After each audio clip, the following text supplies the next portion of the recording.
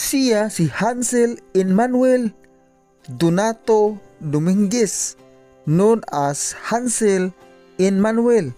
Siya ay ipinanganak noong October 24, 2003. May mga pahayagan na nagsasabi na siya ay sumasali sa parating na NBA draft.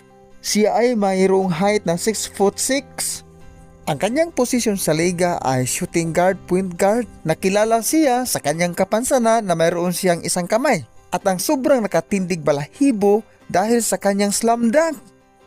Bakit nawala ang kanyang isang kamay?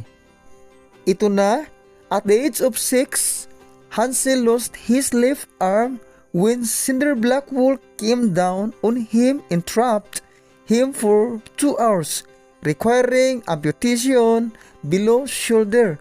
So ang ibig sabihin, siya ay natrap ng 2 hours sa Cinder Blackwell at ito ang dahilan bakit ang kanyang isang kamay ay nawala.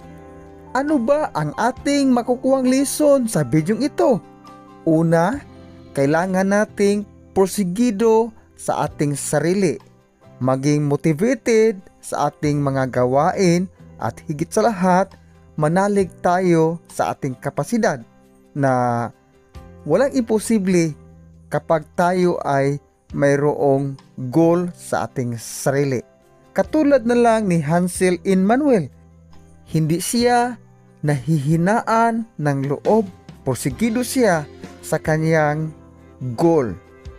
Ito ang ating palatandaan bilang isang tao na mayroon tayong positive thoughts at huwag tayong humusga kahit sino dahil masama ang paghusga sa ating kapwa-tao. Gawin nating inspirasyon si Hansel Emmanuel na walang imposible kapag mayroon tayong pangarap sa buhay. Aabangan na natin siya sa parating na NBA draft.